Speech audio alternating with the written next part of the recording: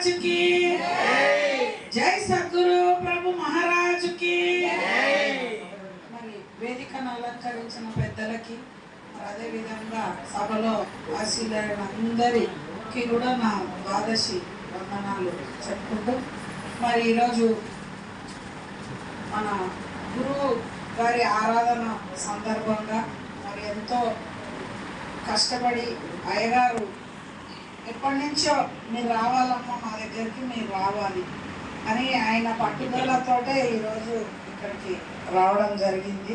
మరి అదేవిధంగా మా మద్గురువులైన పూర్ణానంద కర్ణాటి పాండరమ్మ గారు, అదేవిధంగా బోధపురోహితమైన సమిష్టి బోధ కృష్ణమూర్తి నాయన గారికి నా ద్వాదశి వందనాలు చెప్పుకుంటూ మరి పెద్దలందరూ కూడా ఇంతసేపు ఎన్నో విషయాలు మనకి చెప్పి ఉన్నారు.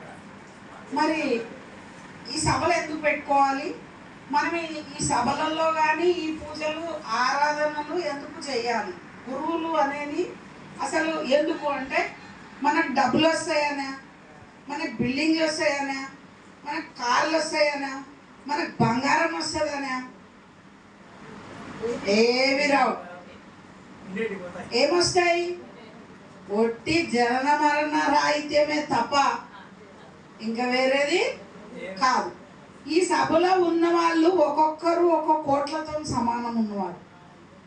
ఎందుకంటే అందరికీ జన్మ మరణము అనేది పుట్టడం సావడం వాళ్ళకి అలవాటు అయిపోయింది. మనం ఎందుకు వస్తున్నాము? మనకొద్దు. మనము పుట్టలేదు గిట్టలేదు. పుట్టుట గిట్టుట ఎవరికి? పుట్టిందంటే సస్తుంది, సచ్చింది అంటే పుడుతుంది. మళ్ళీ మనం పుడతామా? మనం సస్తామా? ఎందుకు అంటే గురువుల దగ్గర పోయి ఆల్రెడీ సచ్చే ఉన్నాం. ఉన్నామన్నా తప్పే. మన స్థితి ఏంది? ఉన్నామన్నా కూడా తప్పే.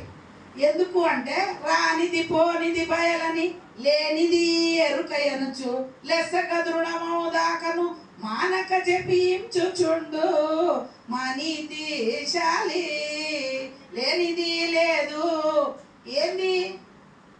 ప్రపంచం లేదు, లేనిది లేదు. అందుకనే గురువులు ఏమన్నారంటే రానిది పోనిది బయలని. ఇప్పుడు నేను హైదరాబాద్ నుంచి ఇక్కడికి వచ్చిన, నేననేది పోతుంది కానీ బయలనేది పోతుందా? బయలనేది పోదు కదా. నేననేది పోవాలా. నేను వచ్చిన నేను పోవాలా, మీరు వచ్చిండ్రు మీరు పోవాలా. నిన్న ఇక్కడ ఏమున్నది? నేను వచ్చినప్పుడు ఏం లేదు ఇక్కడ. అదే సూచన. నిన్న ఏముండే? ఏం లేదే ఉండే. ఇప్పుడు ఏముంది? ఎరక ఉంది. అప్పుడు ఏం చెప్పాలా? ఇదిగో పరిపూర్ణము. ఎప్పుడు? నిన్న. ఈరోజు ఇదిగో ఎరుకని. అంతే కదా. నిన్నున్నది ఏంది? ఏం లేనిది. ఏం లేనిదంటే ఇదిగో ఎరుకని. ఇదేంది అని మనకి ఎప్పుడైతే గురువులు ఈ విధంగా సూచన చేస్తారు. మా గురువులు ఉన్నప్పుడు ఎలా చెప్పేదంటే ఇదిగో ఎరుకని వాళ్ళు చెప్పే పద్ధతి. ఇదిగో పరిపూర్ణము ఎరిగించలేని గురుడు ఎందుకోయన్నా తద్బోధాని ఎందుకోయన్నా శరణన్న వారి మస్తకమున చేయి పెట్టి తిరముగా ఎరుకాను.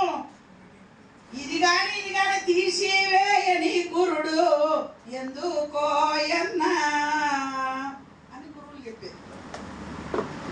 ఆ విషయాలు అయ్యగారి దగ్గర మీరు ఎట్లా విన్నారు? మేము తెలుసుకోవాలని ఈ అయ్యగారికి తాపత్రయం. మీ బోధ వినాల, మీ ముక్కలు మేము వినాల, ఇంకా ఏమన్నా మిగిలి ఉందా మేము తెలుసుకోవాలి. ఆ తాపత్రయం ఉన్నవారికి గురువు అందజేస్తాడు. ఎక్కడున్నా సరే ఆ గురువుకి ఉన్నవారే పరిపూర్ణుడు.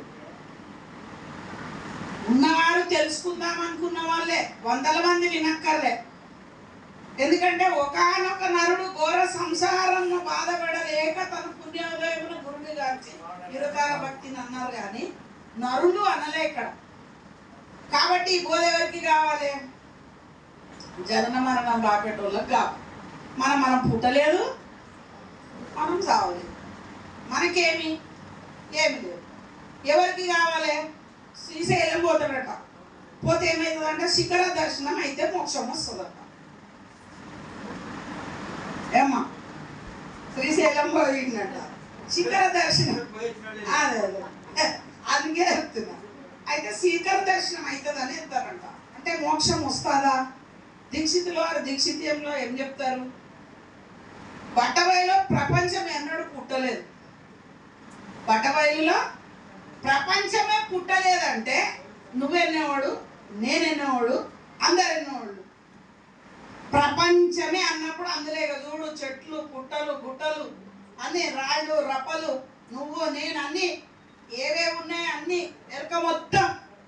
ఒకటి ఓంకారము, 2 ప్రకృతి పురుషుడు, 3 త్రిగుణాలు, 4 వేదాలు, 5 పంచభూతాలు, 6 అరిషట్ వర్గాలు, 7 సప్త సముద్రాలు, సప్త ధాతువులు, 8 అష్టమదాలు, 9 నవరంధ్రాలు, 10 దశవిధ నాదాలు అన్నీ కూడా సున్నదుట్టేసి దీక్షితుల. ఇవన్నీ ఏంటివి? చెప్పుకోవడానికి ఉన్నాయే తప్ప ఇవి బట్టబయలులో లేవు. మరి బట్టబయలులో లేవు అంటే మరి నువ్వేడున్నావు? నువ్వెక్కడున్నావు? ఇప్పుడు నేనున్నాను కదా, తానొక్కటి ఉండును అన్నారు కదా పెద్దలు. ఇప్పుడు తానొక్కటి ఉండును, నేను లేకపోతే తానొక్కటి ఉంటుంది కదా. అంటే దానికి ఏమన్నారంటే అతనికి దయ వస్తే 1/2 నిమిషంలో బోధ అతికిస్తాడు. ఎప్పుడది? శిష్యునికి దీర్ఘకాలం గురుసేవ ఎవరైతే చేస్తారో వారికి ఆ బోధ అందిస్తారు. అదేమని పట్టుడని సాధువులు ఇచ్చిన వల్లకుండిన బోధ మళ్ళా దొరుకుతుందా? పెద్దలు వచ్చి ఏదో చెప్పాలని వాళ్ళ మనసు అయినప్పుడు మీరు వినకపోతే అది ఎవరిది తప్పు? శిష్యులదే తప్పు. గురువు చెప్పకపోతే గురువు తప్పు. కాబట్టి గురువు చెప్పాలి అంటే శిష్యులు ఏం చేయాలి? వినవలనని కనవలనని మనసందు కోరిక కలుగు మనుజుడే వినుడి, అప్పుడు వినజేస్తా అని చెప్పిండు. కానీ ఆయన నేను ఎప్పుడు పడితే అప్పుడు నేను బోధ చేస్తా కాదు. గురువు గారిని ఏడ దొరికించుకోవాలి? మనందరం గురువులకు సేవ చేసిన వాళ్ళమే కదా. గురువుని ఎక్కడ దొరికించుకోవాలి? మనం గురువు ఎక్కడ మనకు ఫ్రీగా దొరుకుతాడు? గురువు గారు పడుకునేటప్పుడు, గురువుగారు తెల్లవారుజామున లేచినప్పుడు పోయి గురువుని పట్టుకోవాలి. అప్పుడు ఆయనకు ఒక మనసు ఉంటుంది, ఆయనకి భార్యాపుత్రులు ఉంటారు, ఆయనకి చికాకులు ఉంటాయి. అప్పుడు ఆయనకి దయ వచ్చింది అనుకో, నీకు బోధ ఇట్లా సభలలో చెప్పడు, దొరికించుకోవాలి. గురువుని ఏం చేయాలి? 2 కాళ్ళు పట్టుకోవాలి, ఎందుకంటే కదలడిగా. అప్పుడు దొరికించుకొని గురువు దగ్గర బోధ వినాం. మేమందరం అట్లా సేవ చేస్తేనే మాకు ఈ భాగ్యం. లేకపోతే గురువుకి సేవ చేయండి ఎవరికి మర్మం ఎందుకు ఇస్తాడమ్మా? ప్రియ 1 కోటి రూపాయలు పెడదాం, పరిపూర్ణం తెలియబడుతుందా? 1 కోటి రూపాయలు పెడదాం, గురువులందరినీ పిలుద్దాం, తెలియబడుతుందా? అది తెలియబడేది కాదు, గురువుతోటే తెలుసుకోవాలి. అందుకనే తత్వంలో కూడా ఏమంటారంటే గురునామంబని రాజమిఠాయి కొనగల దొరలెవరండి, దీన్ని తినగల దొరలెవరండి. కొనగల గొలరు 1,000,000, తినగల దొరలు 100,000. ఏమమునకు ఇది చిక్కదు మిఠాయి. పైసలు పెడితే వస్తుందా? అది దేనికి వస్తుంది? సేవ, గురుని. అందుకనేమో గురు నిరుణము తీర్చా తరమా, బ్రహ్మాదులకైనా గురు నిరుణము తీర్చా తరమా. అరే భువనములు ఇద్దామన్న బుద్ధికి సరి పోలానాయే. భువనాలు ఇద్దామనుకున్నావు, ఆయన దాన్ని భరోసా చేస్తాడా? పోయేది పోరా. భవనములు ఇద్దామన్నా ఉంటాయిరా? ఉంటాయా అవేమన్నా? ఉండేవి. మరి దేనికి దేనికి లొంగుతాడు గురువు? అది కనిపెట్టాలి. కనిపెట్టి అట్లాంటి గురువుని, అశరీర పద్ధతి గురువు అంటే ఎట్లుండాలి? గురువు కాలిన ములక వలె ఉండాలి. కాలిన దాన్ని ఆకారం కనబడుతుంది కానీ పట్టుకుంటే ఏమవుతుంది? అచల గురువుడు అట్లుంటాడు. అచల గురుడు ఎట్లుంటాడు? కాలిన ములక వలె ఉండాలా. అప్పుడు అది పట్టుకున్నాడు అనుకో కాలిపోతాడు. ఉంటాడు, అన్ని వ్యవహారాలు చేస్తాడు. ఇప్పుడు మేము కూడా బ్యాంకు పరంగా పోవాలా, లిప్స్టిక్ వేసుకోవాలా, డ్రెస్ వేసుకోవాలా, తప్పదు. కానీ మన జోలికి వస్తుంటామా? బోధపరంగా వచ్చిరనుకో ఊకుంటామా? ఊకో. ఎందుకు అంటే అది గురుని శిక్షణ. గురుని లక్షణాలు చెప్పారు కదా, 22 లక్షణాలు చెప్పారు అయ్యగారు. 1 కాదు 2 కాదు, 22 అధ్యాయాలు గ్రంథ సమాప్తి వరకు అయ్యగారు ముగించిండ్రు, నేను షురూ చేసిన.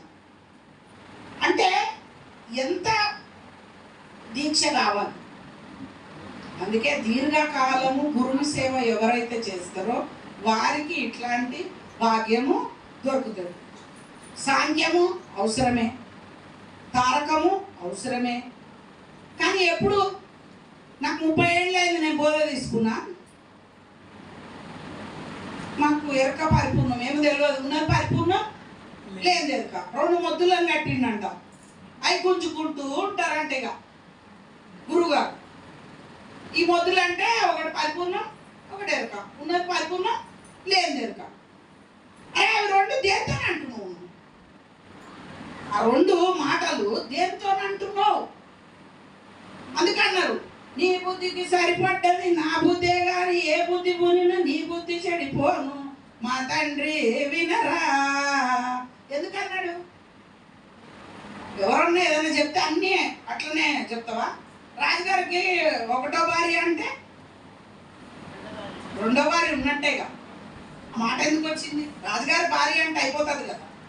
రాజుగారికి 1వ భార్య అన్నాడు అనగానే 1వ భార్య అన్నాడంటే 2వది ఉన్నట్టే, అంతే కదా. అట్లనే ఇక్కడ ఉన్నది పరిపూర్ణం లేదు ఎరక అన్నాం. మరి ఉన్నది పరిపూర్ణం లేదు ఎరక అన్నప్పుడు మరి ఇప్పుడు ఆ 2 మొద్దులను కట్టిందా నడిపించింది వారు. మరి ఇప్పుడు పరిపూర్ణం ముద్ద, ఎరక ముద్ద. ఈ సంశయం అనేది ఎవరికి రావాలి? మనకి రావాలి. ఆ సంశయము ఎప్పుడైతే వస్తుందో అదే జన్మహేతు. జన్మకి మూలం ఏంది అంటే సంశయమే. నీ సంశయం అది ఉడగనీయదు. రాత్రికి ఏదైనా గుర్తొచ్చింది, గురుగారిని అడగాల, గురుగారిని అడగాల, గురుగారిని అడగాల. ఎప్పుడైతే ఆ తాపత్రయం ఉంటుందో అట్టి వారికే ఈ బోధ దొరుకుతుంది. పుట్టిగా దొరకదు ఇది. పొట్లు దానం దక్షిణ పెట్టి దండం పెట్టి మెడలో దండేసుకొని కడవ కప్పుకుంటూ వచ్చేది కాదు ఇది. దీనికి ఏంటంటే దీర్ఘకాలం గురుని సేవలో ఉండాలా. దీర్ఘకాలం గురుని సేవ ఎవరైతే చేస్తారో అట్లాంటి వాళ్ళకి ఈ బోధ అనేది దొరుకుతుంది. కాబట్టి నాకు ఈ సమయం ఇచ్చిన అధ్యక్షుల వారికి, మరి అదేవిధంగా సభలో అందరూ కూడా ఎంతో చక్కగా విన్నవారికి అందరికీ కూడా మా ద్వాదశి వందనాలు తెలుపుకుంటూ ముగించు. జై సద్గురు ప్రభు మహారాజుకి.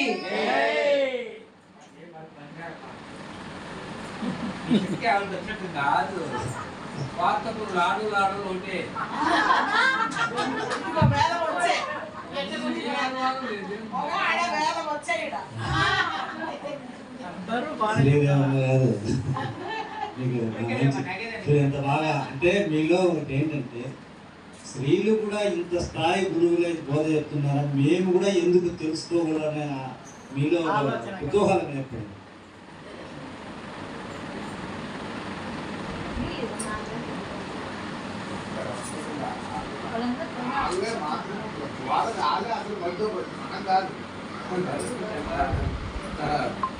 కాబట్టి ఎవరైనా అంటే ఒక ఆదర్శం అనేది ఉండాలి ఎవరికైనా కానీ. కాబట్టి అట్లా ఆదర్శమూర్తులు ఎవరైనా ఉన్నారంటే ఇప్పుడు మన శ్రీ ఇద్దరు చెప్పారు, ఆమె లక్ష్మి గారు, తర్వాత శ్రీదేవి గారు. ఏంటంటే ఉండాలి కూడా ఈ బోధకు అర్హులైనటువంటి వాళ్ళు ఎవరైనా అంటే స్త్రీలు కావచ్చు, పురుషులు కావచ్చు, ఇంకా ఇతరులు ఎవరైనా సరే ఈ బోధకు తెలుసుకోవడానికి అంతఃకరణ ముందు సంస్కారం కావాలి. చెప్తున్నాడు. గురువు అంటే ఎలా ఉండాలి అంటే చెప్పినాడు. ఆమె చెప్పింది, పరిపూర్ణ విధుడు ఇదుడు ఎరుకని చూపించి లేని ఎరుకను లేదని జరిగిన గురుడు సరే కానీ ఎరుకను నిలిపేటి గురుడు ఎత్తుకోయన్నా తద్బోధ నీకెందుకన్నా శరణన్నవాని మస్తకమందు చేయబెట్టి స్థిరముగా ఎరుకను తీసివేయని గురుడు ఎందుకోయన్నా తద్బోధ నీకెందుకోయన్నా. గురువు అంటే ఇట్లనే ఉండాలి. గురువు అంటే ఎవరి దగ్గరికన్నా పోతే మనకు ఒకవేళ అచల గ్రంథాలు కావాలంటే మన బుక్ స్టాల్ లేకపోతే దొరకవు. మన సాంప్రదాయమైనటువంటి వాళ్ళ దగ్గరికి పోతే మన గ్రంథాలు దొరుకుతాయి. వీళ్ళందరూ ఇవన్నీ చెప్తున్నారే ఎవరి దగ్గర దొరుకుతున్నాయని చాలా మంది అడుగుతారు, కొంతమంది అద్వైత సిద్ధాంతాలు. అట్లా నీకు దొరకవలేవా, నీకు ఇచ్చేవాళ్ళు కూడా ఉండరు. కానీ మా గురువు దగ్గరికి వచ్చి నువ్వు ఏనాడైతే నీకు అహంకారాన్ని అష్టమదమును పక్కన పెట్టి నీవు గురువుకి శరణాగతి ఏనాడైతావో ఆనాడే నీకు ఆ గురువన్నీ కూడా నీకు సమకూర్చి నీ ఇంటికి ఒక లైబ్రరీని ఇస్తాను నాయన.